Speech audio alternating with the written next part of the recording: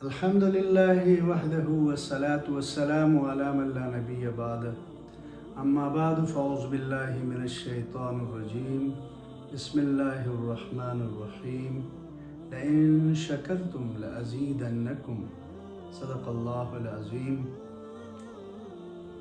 معزز سامعین، صحت کے آداب کے حوالے سے آپ سے گفتگو ہوتی ہے اور خصوصاً دین اسلام نے جو انسانی صحت کے بارے میں خوبصورت تعلیمات دی ہے، ان کو اپنانے سے صحت مند معاشرہ، صحت مند انسان تشکیل پائیں گے۔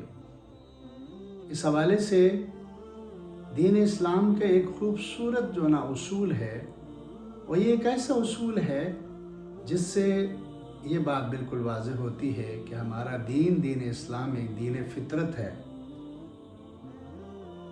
اسلام میں ہم سب کو زندگی کے ہر معاملے میں اعتدال کا حکم دیا گیا ہے۔ اگر ہم زندگی میں کوئی کام کرتے ہیں، محنت کرتے ہیں، مشقت کرتے ہیں، عبادات کرتے ہیں، جہاں بھی ہم ہیں، جس شعبے میں کام کرتے ہیں، اسلام نے ہمیں وہاں اعتدال کا حکم دیا ہے، جس کو اردو میں میانہ روی کہتے ہیں۔ اعتدال کی وجہ سے انسان اللہ کے ہاں خوبصورت مقام پا سکتا ہے، اپنے جسم کو بھی صحت مند رکھ سکتا ہے۔ لہذا کھانے میں بھی اعتدال ہو، پینے میں بھی اعتدال ہو، چلنے پھرنے میں بھی اعتدال ہو، خوشی میں بھی اعتدال ہو، غم میں بھی اعتدال ہو، سونے میں بھی اعتدال ہو، تو اس اعتدال کی وجہ سے، میانہ روی کی وجہ سے ہمیں زیادہ فائدہ ہوگا۔ اور حضور اقدس صلی اللہ علیہ وسلم کی تعلیمات میں اعتدال کو، میانہ روی کو انتہائی پسندیدہ قرار دیا گیا ہے۔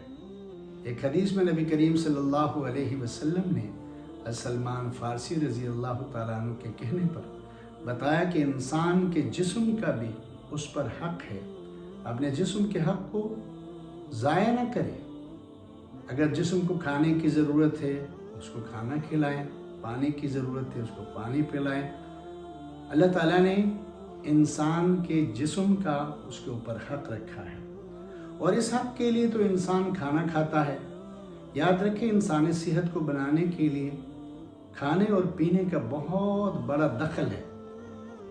جب ہم کھانا کھاتے ہیں تو سنت کے مطابق کھانا کھانے سے، یعنی ہاتھ دھو کر بسم اللہ پڑھ کے اگر ہم کھانا کھانا شروع کریں گے تو کھانے میں برکت بھی ہوگی، کھانا صحت کا ذریعہ بھی بنے گا۔ اور تعلیمات میں یہ موجود ہے کہ انسان کھانا کھاتے وقت اچھی طرح سے چبا کے کھائے، لقمہ چھوٹا رکھے تاکہ اس کے معدے کے اوپر بوجھ نہ ہو۔ اور یہ بھی بتایا گیا ہے کہ انسان بھوک کی حالت میں کھانے کو شروع کرے اور تھوڑی سی بھوک رکھ کر اپنے کھانے کو چھوڑ دے، تاکہ انسان بوجھل نہ ہو جائے اور اس کے معدے کے اوپر بوجھ نہ ہو جائے۔ اور اگر دن کا کھانا ہے، دوپہر کو نبی کریم صلی اللہ علیہ وسلم کی تعلیم ہے کہ دوپہر کے کھانے کے بعد تھوڑے سے قیلولہ کیا جائے۔ قیلولہ کیا ہے؟ یعنی دوپہر کو، یعنی 12 بجے سے لے کر 1 بجے کے دوران یا تھوڑا اس کے بعد بھی تھوڑی دیر کے لیے سونے کی شکل بنانا، خاموشی اختیار کرنا، سو جانا۔ یہ کیا ہے؟ یہ سنت ہے، اور اس ادب کی وجہ سے انسان کی صحت پر اچھا اثر پڑتا ہے۔ صبح سے لے کر دوپہر تک جو آپ نے کام کیا ہے، اس میں ذہنی پریشانیاں بھی ہوتی ہیں۔ جب انسان تھوڑی سی خاموشی اختیار کرتا ہے تو اس کی وجہ سے وہ دوبارہ رینیو ہو جاتا ہے، اور اس کے پورے بدن میں دوبارہ طاقت آ جاتی ہے، وہ اپنے آپ کو سنبھال لیتا ہے۔ اگر رات کا کھانا انسان کھاتا ہے تو اس کے بعد چہل قدمی کرنا بھی آداب میں سے ہے، اور اس کی وجہ سے کھانا ہضم ہو جاتا ہے، اور انسان کھانے والے پیٹ کے ساتھ، بھرا ہوا پیٹ کے ساتھ جب سو جاتا ہے تو مسائل پیدا ہو جاتے ہیں۔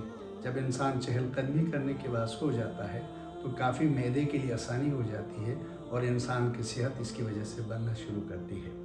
اور کھانے پینے کے ساتھ جب ہمارا اور آپ کی زندگی کا بہت بڑا تعلق ہے، تو نبی کریم صلی اللہ علیہ وسلم کی اس مسئلے میں ایک سنت یہ بھی ہے کہ آپ سے ہمیشہ سادہ کھانا کھایا کرتے تھے۔ تکلف پسند کھانے، تکلف پسند پینے، مشروبات سے اپنے آپ کو بچانا انسانی صحت کے لیے ضروری ہے۔ آج کل بازار کی مختلف چیزیں ہیں جن کے اندر مرچ مسالہ حد سے زیادہ ہونے کی وجہ سے معدے کو بھی ڈسٹرب کرتے ہیں، تو اس لیے آپ صلی اللہ علیہ وسلم سادہ کھانے کو بہت زیادہ پسند کیا کرتے تھے، اور کھانے کے معاملات میں متوازن غذاؤں کا استعمال ضروری ہے۔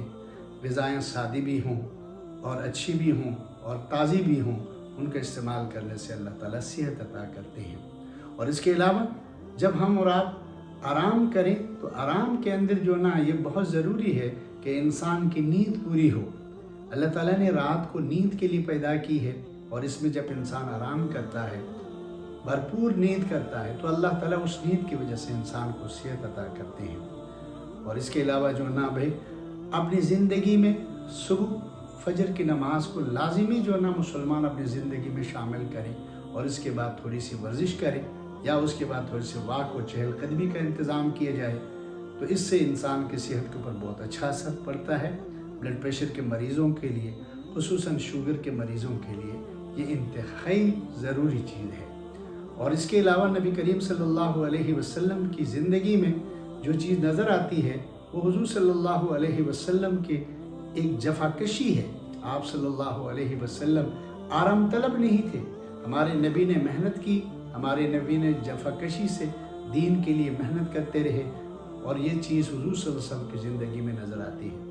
تو مسلمان ہوں، محنتی ہوں، جفاکش ہوں، اور اعتدال کے ساتھ رہیں، کھانے میں، پینے میں، اٹھنے میں، بیٹھنے میں، جاگنے میں، تو پھر اللہ تعالیٰ انسان کو صحت عطا کرتے ہیں، اور اس صحت کی وجہ سے جو نا پھر زندگی کا انسان لطف اٹھاتا ہے۔ اگر بیمار ہیں تو یاد رکھو پھر دنیا کی خوشیاں انسان انجوائے نہیں کر سکتا ہے، دنیا کی خوشیوں کو، دنیا کی نعمتوں کو انسان ان سے لطف اندوز نہیں ہو سکتا ہے۔ جب صحت اللہ تعالیٰ عطا کرتے ہیں کسی کو، وہ دین کا بھی بہترین بنتا ہے اور اس کی دنیا کی زندگی بھی بھرپور ہوتی ہے۔ اللہ تعالیٰ ان آداب پر مجھے اور آپ کو عمل کی توفیق عطا فرمائے۔ وآخر دعوانا ان الحمدللہ رب العالمین۔